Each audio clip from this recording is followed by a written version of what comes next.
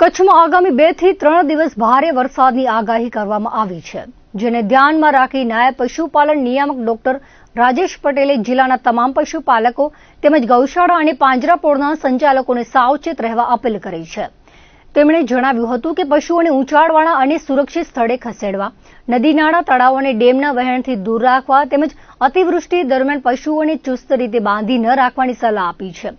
પશુપાલન વિભાગે તાલુકા કક્ષાએ રેપિડ એક્શન ટીમ તૈયાર કરી રાખી હોવાનું જણાવ્યું. પશુપાલન વિભાગે તાલુકા કક્ષાએ રેપિડ એક્શન ટીમ તૈયાર રાખી હોવાનું જણાવ્યું હતું. તેમજ પશુઓ માટે જરૂરી દવાઓ અને રસીનો પૂરતો જથ્થો ઉપલબ્ધ રાખવામાં આવ્યો હોવાનું ઉમેર્યું હતું.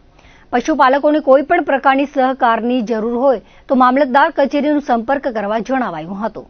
હવામાન વિભાગ અને જિલ્લા વહીવટીતંત્ર તરફથી મળેલ સૂચના મુજબ આગામી 2 થી 3 દિવસમાં કચ્છ જિલ્લામાં ભારેથી અતિભારે વરસાદ અને અતિવૃષ્ટિ થવાની સંભાવનાના પગલે જિલ્લાના પશુપાલકો અને જિલ્લાની તમામ ગૌશાળા પાંજરાપોળોને અત્રેથી નિવેદન કરવામાં આવે છે કે આવી આકસ્મિક પરિસ્થિતિમાં આપણા પશુઓને ઊંચાણવાળી જગ્યા ઉપર ખસેડવા, પશુઓને અતિવૃષ્ટિ અને ભારે વરસાદમાં પશુઓને ખીલેથી બાંધવાની અને તેમને ખુલ્લા મૂકવા,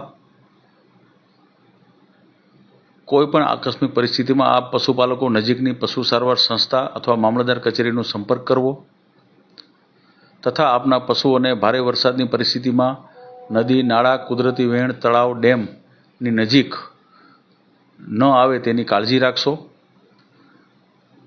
જિલ્લામાં તાલુકા કક્ષાએ પશુપાલન વિભાગની રેપિડ એક્શન ટીમ તૈયાર કરવામાં આવેલ છે. તાલુકા કક્ષાએ પૂરતો દવાઓ અને રસીકરણનો જથ્થો ઉપલબ્ધ છે.